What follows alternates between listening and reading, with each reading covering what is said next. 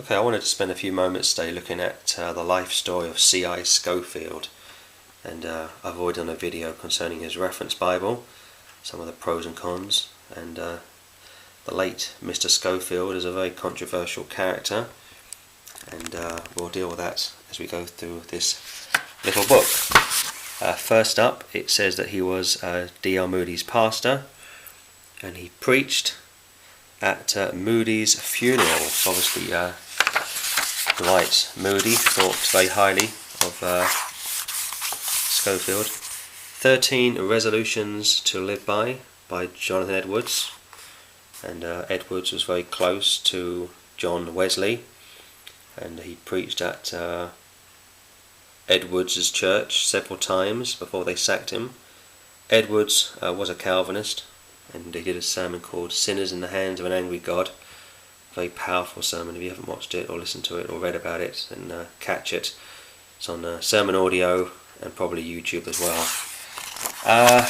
Going through the book, it says that Scofield was 36 years of age when he got saved through faith in the Son of God. Sola fide. Lost all his desire for drink then and there. He was a prolific alcoholic before he got saved, and according to this, he lost his desire. Now, a lot of people dispute that and put the statement out that perhaps he continued to be an alcoholic, but that's just their view. His own writings say something rather different. This was Scofield's first Bible teacher, James Brooke, quite well known in biblical circles, and he gets quite a good write-up in this book. Here's the first Congregational Church in Dallas, Texas, where Scofield was the pastor. Good sized building. The work of the first Congregational Church went on growing under God until a new brick building had to be erected holding some 1,200 people. Here's the man, Scofield and his deacons. Now, some people believe that Scofield was involved with the Illuminati, and they somehow deceived him into coming out with premillennialism and the rapture and so on and so forth. Now, to me, he looks quite a stern chap here, got a big chair behind him. I don't know if you could pull the wool over his eyes, personally. My position is that men like Scofield rediscovered the rapture and the millennium, like the reformers rediscovered justification by faith. And the gap theory, which some people hold and some people don't, has also been offered as a rediscovering of some biblical truths around about the time that Charles Darwin was trying to demolish the faith of the faithful in the creation account, which is paramount for a Bible believer to hold to. Moody again, formidable character, one of the greats. And as I've already said, he was very close to Scofield, and I don't know if you could have pulled the wool over his eyes as well. But I suppose some people might think that Moody was also involved with the Illuminati, and if you do, then let's see the proof. What we got here? Moody became part of the Congregational Church, so on and so forth.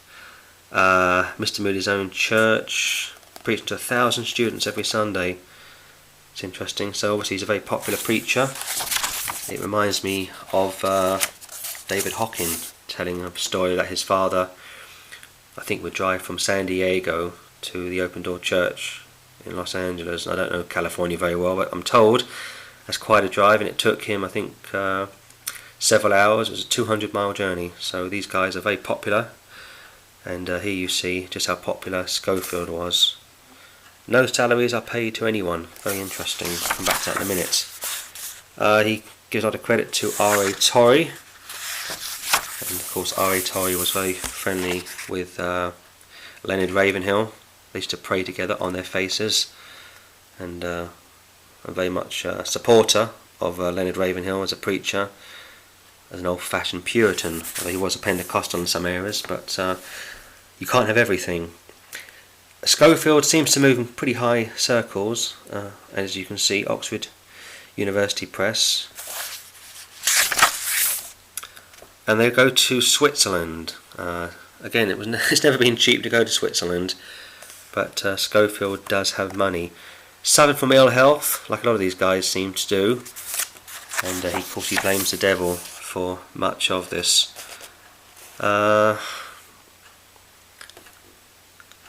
He's very close to the brethren, and I'll come to them in a minute.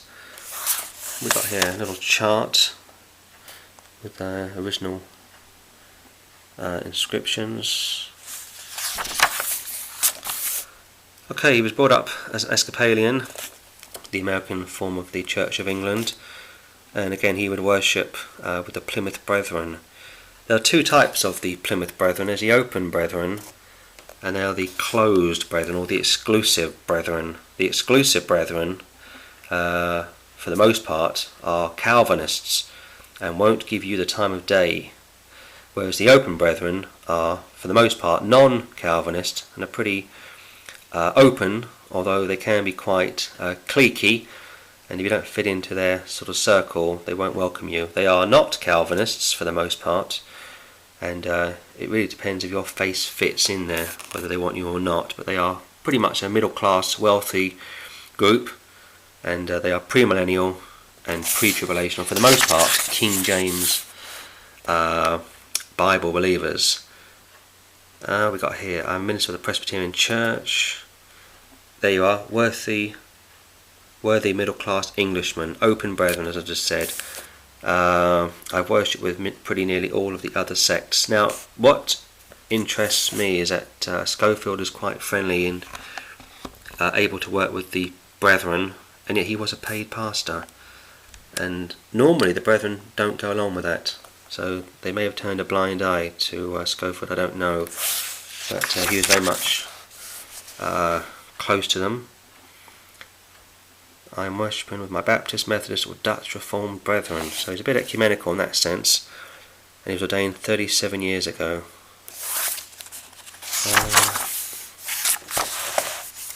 There's Scofield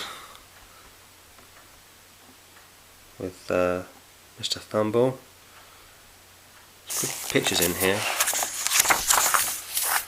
He said, I'd rather spend Sunday morning in a saloon than sitting in a church under the preaching of a modern higher critic. Good little quote there. Coming to the end. This is an interesting statement. He counted St. Francis his own particular saint. Now, St. Francis was a Roman Catholic who worshipped Mary, believed that the Mass was the literal body and blood of Christ, being the communion, of course, the wafer. And yet here we have C.I. Scofield, slightly hoodwinked by Francis of Assisi, a bit like other well-known people. I'm thinking of somebody's name escapes me, but I think if you've never been a Roman Catholic, then it's difficult to explain just what you are up against. C.I. Lewis is the person I'm thinking of. C.S. Lewis was an Anglican, a high Anglican, who was very Roman Catholic in many ways, and he got taken in by Roman Catholicism. And take it from an ex-Catholic that Catholics are not Christians, and if you are born again, then you need to be praying for these Catholics to come to the Lord Jesus Christ. Scofield was a Calvinist. He seems to hold to limited atonement in some of his footnotes, and other areas which don't normally fit with modern dispensationalism, and especially don't sit with the open brethren. Not much else to mention in this book.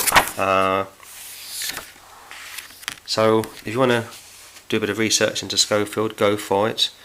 It's been a few years since I've actually read this book, but I found it of interest when I first came across it.